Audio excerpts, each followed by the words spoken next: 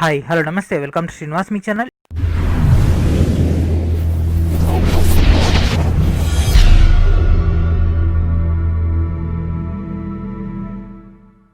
ఈరోజు ఈవెంట్ మనం current affairs యొక్క ప్రిపరేషన్లో భాగంగా సైన్స్ అండ్ టెక్నాలజీ యొక్క జనవరి మంత్ యొక్క రిమైనింగ్ ఉన్నటువంటి బిట్స్ అన్నింటిని కూడా డిస్కస్ చేసుకుందాం. Let's get started. ఈ రోజు మనం గగన్యాన్, అదేవిధంగా కోవిడ్-19 అండ్ మరి కొంత ఇంపార్టెంట్ అయినటువంటి పాయింట్స్ అన్నింటిని కూడా డిస్కస్ చేసుకుందాం. అండ్ ఫస్ట్ వచ్చేసి గగన్యాన్ మిషన్. అండ్ ఎవరైతే ఇంకా యొక్క ప్రీవియస్ క్లాస్ చూడలేదు దయచేసి ఆ యొక్క క్లాస్ చూడండి. అదేవిధంగా 18 టాపిక్స్ సంబంధించినటువంటి మెటీరియల్ అంతా కూడా మన యొక్క సిరీస్లో అందుబాటులో ఉంచడం జరుగుతుంది. వెంటనే సిరీస్ తీసుకున్న వాళ్ళందరూ కూడా ఆ యొక్క ఫైల్స్ అన్నింటిని కూడా యాక్సెస్ చేయొచ్చు. ఈ రోజు మనం ఈ యొక్క క్లాస్ని స్టార్ట్ చేద్దాం. సో ఫస్ట్ వచ్చేసి గగన్యాన్ మిషన్. సో 2022లో మానవ సహిత అంతరిక్ష యాత్రని చేయబోతున్నారు. సో దానికి సంబంధించినటువంటి మిషన్ నేమే గగన్యాన్. ఆల్రెడీ చంద్రయాన్ 2లో మనకు జరిగినటువంటి ఎర్రర్ని కన్సిడర్లోకి తీసుకొని IDRSS అనేటటువంటి శాటిలైట్స్ని లాంచ్ చేయబోతున్నారు.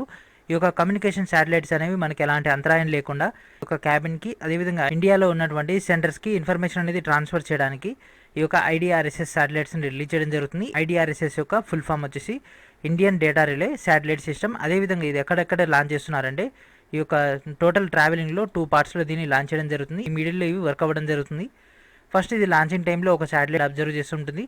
అండ్ అదేవిధంగా ల్యాండింగ్ టైంలో మరి ఒక శాటిలైట్ నుంచి మన డేటాని గ్యాదర్ చేసుకోవడం జరుగుతుంది. అయితే ఈ యొక్క టోటల్ ప్రొసీజర్ అనేది ఫస్ట్ శాటిలైట్ వచ్చేసి అంటే IDRSS-1 అనేది ఈ యొక్క ఇయర్ ఎండింగ్లో, అదేవిధంగా IDRSS-2 అనేది 2021లో లాంచ్ అనేది చేయబోతున్నారు. అండ్ అదేవిధంగా భారతదేశంలో మొట్టమొదటి indigenous aircraft carrier Vikrant to be commissioned by early 2021. So next year స్టార్టింగ్లో INS విక్రాంత్ మెయిన్ వర్క్ అనేది స్టార్ట్ చేయబోతుంది. సో ఇక 2021 స్టార్టింగ్లో భారతదేశం యొక్క మొదటి స్వదేశీ విమాన వాహక నౌక అంటే దీనిపైన ఎయిర్ క్రాఫ్ట్స్ అనేవి ల్యాండ్ అవ్వడం, అదేవిధంగా టేక్ ఆఫ్ అవ్వడానికి ఇక్కడ మనకు ఒక రన్వే ఉంటుంది.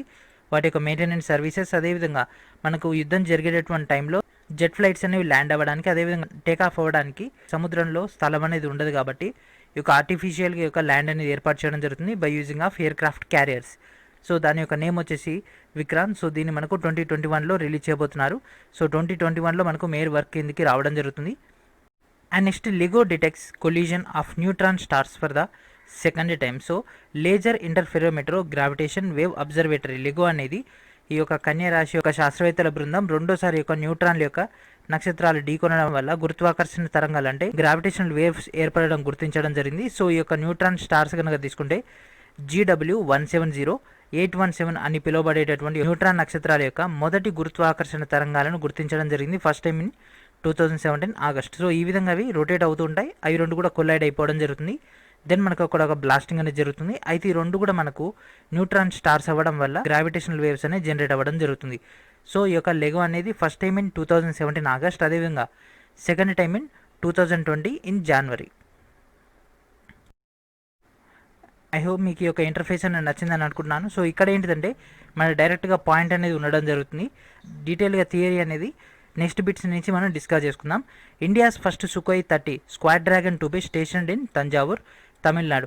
IAF చీఫ్ RKS భదౌరియా మనకు ఇన్ఫర్మేషన్ అయితే ఇవ్వడం జరిగింది.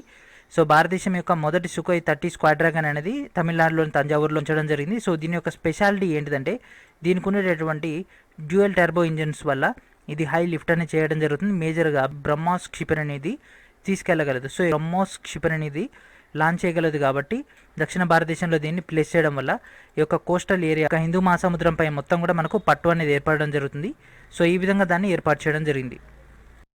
And next World Health Organization ఇచ్చినటువంటి డేటా ఏంటిదంటే TB diagnostic centre Truenat developed in India has high accuracy. So ఇక టీబీ ఉంటుంది కదా ఫ్రెండ్స్, టీబీ యొక్క బ్యాక్టీరియాని రెడ్యూస్ చేయడానికి, అదేవిధంగా దాని గురించినటువంటి టోటల్ డేటా తెలుసుకోవడానికి టెస్టులు అనేవి చేయడం జరుగుతుంది. సో ఇప్పటివరకు ఉన్నటువంటి టెస్టులు అన్నిటి కూడా మన యొక్క భారతదేశంలో అభివృద్ధి చెందినటువంటి యొక్క ట్రూనాట్ టెస్ట్ అనేది చాలా అధికమైనటువంటి ఖచ్చితత్వాన్ని కలిగి ఉంటుందని ఈ యొక్క వరల్డ్ హెల్త్ ఆర్గనైజేషన్ అనేది రిపోర్ట్ ఇవ్వడం జరిగింది. ఇది one of the major break through. So ఇది కూడా చాలా చాలా important for the diseases point of వ్యూలో.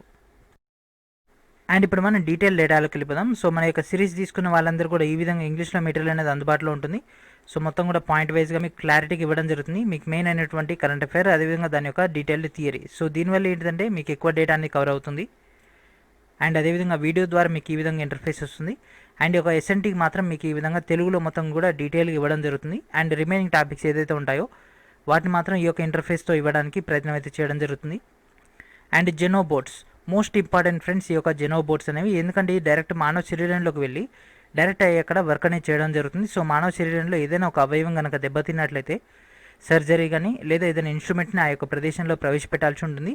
ఇదేంటిదంటే సెల్ఫ్ యాక్టివిటీ ఉండేటటువంటి ఒక రోబోట్లో మనం ఆల్రెడీ ఇచ్చినటువంటి ప్రోగ్రామ్ ప్రకారం ఇది వర్క్ అనేది చేయడం జరుగుతుంది. సో ఇది మేజర్గా ఒక కప్ప నుంచి దీని యొక్క జీనోమ్ని తీసుకోవడం జరిగింది. సో దాని నుంచి తీసుకున్నటువంటి ప్రొసీజర్ ప్రకారం ఈ యొక్క మిషన్ని తయారు చేయడం జరిగింది. సో ఇది ఆఫ్రికన్ పంజా కప్ప అయినటువంటి జెనోపస్ లెవిస్ అనే పేరు పెట్టడం జరిగింది. ఈ యొక్క రోబోట్ అని జెనోబోట్స్ అని అంటారు. అతి తక్కువ సైజులో ఉంటుంది. ఈ యొక్క మిల్లీమీటర్ కంటే కూడా తక్కువగా ఉంటుంది ఇది ఈ యొక్క సైజ్ అనేది. మానవ శరీరంలో ఎక్కడైనా ఏదైనా భాగం కనుక దెబ్బతిన్నట్లయితే లేదా అక్కడ ఏదైనా ఎలిమెంట్ కనుక ట్రబుల్ ఇచ్చినట్లయితే ఈ యొక్క జీనోబోట్స్ని లోపల ప్రవేశపెట్టడం జరుగుతుంది. ఇది పోయి దాని యొక్క వర్క్ అనేది చేస్తుంది. అతి తక్కువ టైంలో ఎలాంటి సిజేరియన్ లేకుండా వర్క్ అనేది చేయడానికి దీని అయితే డెవలప్మెంట్ అయితే చేస్తున్నారు. ప్రజెంట్ అయితే అడ్వాన్స్డ్ టెక్నాలజీలో దీన్ని తీసుకురావడం జరుగుతుంది. అయితే దీని గురించి రీసెర్చ్ చేసినటువంటి యూనివర్సిటీస్ కనుక తీసుకుంటే Vermont and tufts. And next అదేవిధంగా ఈ యొక్క కోవిడ్-19 సంబంధించి భారత ఆరోగ్య మంత్రిత్వ శాఖ చర్యలు అనేవి తీసుకోవడం జరిగింది. ఇది జనవరిలో వచ్చినటువంటి అప్డేట్ ఇది. సో కోవిడ్-19 ఇష్యూ సంబంధించి కేంద్ర ఆరోగ్య కుటుంబ సంక్షేమ మంత్రిత్వ శాఖ MOHFW అనేది ఈ యొక్క విమానాశ్రయాల్లో స్క్రీనింగ్ అదేవిధంగా మాస్కులని మెయింటైన్ చేయాలని, శానిటైజర్లు వాడాలని ఈ యొక్క టోటల్ ప్రొసీజర్ అనేది ఇవ్వడం జరిగింది. అదేవిధంగా దీనికి సంబంధించినటువంటి వర్క్ అనేది national institute of virology Pune సంబంధించినటువంటి ఇన్ఫర్మేషన్ అనేది ఇవ్వడం జరిగింది. అండ్ ఇక్కడ మనకు కోవిడ్-19 యొక్క నమూనాలను పరీక్షించడం జరుగుతుంది. అండ్ ఈ స్టార్టింగ్ స్టేజ్లో కాబట్టి మనకు అక్కడ అన్ని కేసెస్ లేవు కాబట్టి అక్కడ వేరే దేశాలకు సంబంధించినటువంటి ప్యాసింజర్లపైన ఎక్కువ కాన్సన్ట్రేషన్ చేయడం జరిగింది. లైక్ ఈ యొక్క జపాన్, థాయిలాండ్, చైనా, దక్షిణ కొరియా, అదేవిధంగా సింగపూర్ అండ్ వియత్నాంలో కూడా ఈ యొక్క కేసెస్ వస్తున్నాయి కాబట్టి అక్కడి నుంచి వచ్చినటువంటి ప్యాసింజర్స్ పైన ఎక్కువ కాన్సన్ట్రేషన్ చేయాలని ఇక్కడ మనకు డీటెయిల్ డేటా అయితే ఇవ్వడం జరిగింది. అండ్ నెక్స్ట్ మన యొక్క తెలంగాణకు సంబంధించినటువంటి అప్డేట్ కనుక తీసుకుంటే ఫేస్ రికగ్నైజేషన్ యాప్ అనేది రిలీజ్ చేయడం జరిగింది. ఈ యొక్క ఫేస్ రికగ్నైజేషన్ యాప్ అనేది మున్సిపాలిటీ ఎలక్షన్స్లో దీన్ని ఉపయోగించడం జరిగింది. సో ఈ యొక్క పైలట్ ప్రాజెక్ట్ కింద 10 పోలింగ్ స్టేషన్లో దీన్ని ఏర్పాటు చేయడం జరిగింది. తెలంగాణలోని మేడ్చల్, మల్కాజ్గిరి జిల్లాలోని కొంపల్లి మున్సిపాలిటీలో. సో ఒక పర్సన్ ఈ విధంగా రాగానే ఆ పర్సన్ యొక్క ఓటర్ ఐడి అనేది రావడం జరుగుతుంది. ఆ పర్సన్ యొక్క ఫేస్ అనేది ఫోటో తీసిన తర్వాత అది ఆటోమేటిక్గా అల్గారిథం అనేది చెప్పడం జరుగుతుంది. At the same time main server కూడా డేటా వెళ్ళిపోతుంది. సో ఫేస్ రికగ్నైజేషన్ మ్యాచ్ అవ్వగానే ఆటోమేటిక్గా యొక్క సర్వర్ నుంచి డేటా అనేది క్యాన్సిల్ అయిపోవడం జరుగుతుంది. ఒకవేళ కింద వచ్చినటువంటి ఓటర్ ఐడి అదేవిధంగా పైన వచ్చినటువంటి ఫోటో అనేది మిస్ మ్యాచ్ అయినట్లయితే వాళ్ళని సైడ్ చేయడం జరుగుతుంది. దెన్ మరోసారి వెరిఫై చేయడం జరుగుతుంది. ఫైనల్గా అది యాక్సెప్ట్ అయిన తర్వాతనే ఓటింగ్ అనేది చేయడం జరుగుతుంది. And next Polnet 2.0. So Polnet 2.0 అనేది మేజర్గా ఎక్కడ ఉపయోగిస్తారంటే ఎప్పుడైతే ప్రకృతి వైపరీత్యాలు ఏర్పడినప్పుడు ఈ యొక్క సిగ్నల్స్ అదేవిధంగా సెల్ ఫోన్స్ అండ్ టీవీస్ యొక్క మాధ్యమం అంతా కూడా క్యాన్సిల్ అయిపోయినప్పుడు దేశంలోని 4 విభాగాల్లో పనిచేసినటువంటి అధికారులందరూ కూడా ఇన్ఫర్మేషన్ షేర్ చేయడానికి ఉపగ్రహ ఆధారితమైనటువంటి నెట్వర్క్ అనేది స్టార్ట్ చేయడం జరిగింది. దాని పేరే పోల్నెట్ 2.0. సో ఇక పోల్నెట్ 2.0 అనేది కేంద్ర హోంమంత్రి అయినటువంటి నిత్యానంద రాయ్ ప్రారంభించడం జరిగింది. సో దీంట్లో మనకు ఇంటర్నెట్ బేస్ పైన అదేవిధంగా audio, video and data connectivity అనేది దేశవ్యాప్తంగా అందిస్తుంది. అయితే మన యొక్క మెయిన్ మొబైల్ అదేవిధంగా టీవీ లాంటి సిగ్నల్స్ అనేవి జామ్ అయినప్పుడు ఈ యొక్క ప్రొసీజర్ అనేది స్టార్ట్ అవుతుంది. దేశంలో వివిధ ప్రదేశాల్లో జరుగుతున్నటువంటి ఇన్ఫర్మేషన్ అనేది ఇమీడియట్గా మరొక ప్రాంతంలో ఉన్న వాళ్ళకి అందేటట్టు ఈ యొక్క టెక్నాలజీ అనేది యూటిలైజ్ అవుతుంది. అండ్ నెక్స్ట్ ప్రపంచంలోని అతి పురాతనమైనటువంటి పుట్టగొడుగుల యొక్క శిలాజం అనేది కాంగోలో కనుగొనడం జరిగింది. సో ఇది ఫ్రాన్స్లోని లిబ్రెడీ బ్రాసెల్లస్ యూనివర్సిటీ పరిశోధకులు ఆఫ్రికాలోని డెమోక్రాటిక్ రిపబ్లిక్ ఆఫ్ కాంగో DRCలో వీళ్ళ యొక్క శిలాజాన్ని కనుగొనడం జరిగింది. అయితే రాళ్ళలో మైసీలియం అనేటటువంటి పుట్టగొడుగు అనేది దాని యొక్క అవశేషాలు కనిపించినాయి. అయితే ఇది ఎన్ని సంవత్సరాల క్రితమని కార్బన్ డేటింగ్ ప్రొసీజర్ ద్వారా కనుక్కుంటే 715 నుంచి 810 మిలియన్ సంవత్సరాల నాటివని ఈ యొక్క సైన్స్ అడ్వాన్స్డ్ పత్రికలో మనకి ఒక ఇన్ఫర్మేషన్ అనేది రావడం జరిగింది. సో దీనిలో మనకి ఇంపార్టెంట్ అయినటువంటి ఏంటంటే ప్రపంచంలోని అతి పురాతనమైనటువంటి పుట్టగొడుగుల శిలాజం ఎక్కడ కనుగొనబడింది? ఆఫ్రికాలోని కాంగోలో. కనుగొన్నటువంటి పరిశోధకులు ఏ యూనివర్సిటీ వాళ్ళు? లిబ్రెడీ బ్రాసెల్లస్ యూనివర్సిటీ వాళ్ళు. ఇది లిబ్రెడీ బ్రాసెల్లస్ యూనివర్సిటీ అనేది ఏ దేశంలో ఉంది? ఫ్రాన్స్లో ఉంది. అండ్ మొట్టమొదటి మానవ సహిత అంతరిక్ష యాత్ర 2022లో చేయబోతున్నారు కాబట్టి దాని యొక్క ప్రొసీడింగ్లో భాగంగా ముందుగానే కొన్ని ట్రయల్స్ అనేవి ఇస్రో అనేది చేయబోతుంది. సో దానికి సంబంధించినటువంటి మొదటి మానవ రహిత మిషన్ 2020 డిసెంబర్లో గగన్యాన్ అనేది చేయబోతున్నారు. సో దానికి సంబంధించి మనకి ఇక 2 స్టేజెస్లో చేయబోతున్నారు. మనకు 2020 డిసెంబర్లో అదేవిధంగా 2021 జూన్లో ఇక పరీక్ష అనేది చేయబోతున్నారు. అయితే మానవ రహిత సంబంధించినటువంటి ప్రయోగంలో భాగంగా వ్యోమమిత్ర అనేటటువంటి మహిళా రోబోట్ను కూడా పంపించడం జరుగుతుంది. ఈ యొక్క మహిళా రోబోట్ అనేది మనకి ఒక Indian institute of science IISc Bengaluru అదేవిధంగా కేరళలోని తిరువనంతపురంలోని ఇనర్షియల్ సిస్టమ్ యూనిట్ అనేది రూపొందించడం జరిగింది. అండ్ దీంట్లో మనకు మేజర్గా ఈ యొక్క పైభాగం మొత్తం కూడా మానవ రూపం అదేవిధంగా మొండెం దాకా ఉండడం జరుగుతుంది. లెగ్స్ అనేవి ఉండకుండా మొత్తం కూడా ఈ విధంగా అది సీట్కి సెటిల్ అయ్యి ఉండడం జరుగుతుంది. మనం ఇచ్చేటటువంటి కమాండ్స్ అన్నింటిని కూడా వ్యోమమిత్ర అనేటటువంటి రోబోట్ అనేది దాన్ని ఎగ్జిక్యూట్ చేయడం జరుగుతుంది. సో దీంట్లో మనకు అప్డేట్ వచ్చేసి వ్యోమమిత్ర అనేది ఒక రోబోట్ అండ్ అదేవిధంగా దీన్ని ఎక్కడ ప్రయోగిస్తున్నారంటే మానవ రహిత గగనయాన్ యొక్క ప్రయోగంలో భాగంగా వ్యోమమిత్రను రిలీజ్ చేయడం జరుగుతుంది. అయితే ఒక మానవ రహిత మిషన్ అనేది ఎన్నిసార్లు జరుగుతుందంటే 2 టైమ్స్ చేయడం జరుగుతుంది. 2020 డిసెంబర్లో, 2021 జూన్లో. అండ్ అదేవిధంగా సూర్యుని యొక్క పోల్స్ ఉంటాయి కదా friends, north pole and south pole, ఈ యొక్క పోల్స్ యొక్క ఇమేజెస్ని తీయడానికి నాసా కొత్త ప్రయోగాన్ని చేయబోతుంది. సో దానికి సంబంధించినటువంటి యూరోపియన్ స్పేస్ ఏజెన్సీ అదేవిధంగా నాసా రెండు కలిసి మనకు ఒక కొత్త మిషన్ని ఇంట్రడ్యూస్ అయితే చేయబోతున్నాయి. ది సోలార్ ఆర్బిటర్ స్పేస్ క్రాఫ్ట్ని అయితే రూపొందించబోతున్నాయి. వీటి యొక్క ఖర్చు వచ్చేసి దాదాపుగా $1.5 బిలియన్. అండ్ దీన్ని ఎప్పుడు పంపించబోతున్నారంటే ఈ యొక్క అట్లాస్ వి రాకెట్లో 2020 ఫిబ్రవరి 7న కేప్ కెనెరవాల్ యుఎస్ నుంచి దీని అయితే లాంచ్ చేయబోతున్నారు. అయితే మనం ఇప్పుడు జనవరి డేటా డిస్కస్ చేసుకుంటున్నాం. అదే మనం ఈ యొక్క ఫిబ్రవరి డేటాలోకి వెళ్తే దీని యొక్క అప్డేట్ అనేది మనకు అక్కడ లభిస్తుంది. అయితే దీని యొక్క లైఫ్ టైం వచ్చేసి మనకు 7 years దీన్ని ఇవ్వడం జరిగింది. అండ్ ఇది మ్యాక్సిమం భూమధ్య రేఖకు పైన 24 డిగ్రీలకు చేరుకుంటుంది. అంటే యాంగిల్ డిగ్రీ అనేది మనకి ఇక్కడ యాంగిల్కి వస్తుంది. సో ఆ యొక్క యాంగిల్కి వచ్చిన తర్వాత మళ్ళీ ఇంకా దాన్ని 3 years ఎక్స్టెండ్ చేసిన తర్వాత 33 యాంగిల్స్కి వస్తుంది. తర్వాత అది ఇమేజెస్ అనేవి తీసుకోవడం జరుగుతుంది. దీంట్లో మొత్తం మీద 10 ఎక్విప్మెంట్స్ అనేవి అటాచ్ చేసి ఉండడం జరిగింది. అండ్ నెక్స్ట్ ఐఐటిహెచ్ పరిశోధకులు శిలీంధ్ర వ్యాధుల యొక్క చికిత్సకు అవసరమైనటువంటి చమురు ఆధారితమైనటువంటి ఔషధ క్యారియర్ని రూపొందించడం జరిగింది.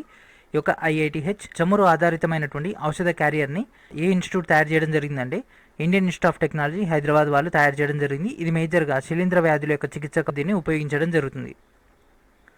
అండ్ అదేవిధంగా క్వాల్కామ్ 3 చిప్సెట్స్ని రిలీజ్ చేయడం జరిగింది. ఇది మోస్ట్ ఇంపార్టెంట్ వన్, ఎందుకంటే మన యొక్క దేశీయ నావిగేషన్ సిస్టమ్ అయినటువంటి నావిక్ ఇది హైలీ యూటిలైజ్ అవ్వడం జరుగుతుంది.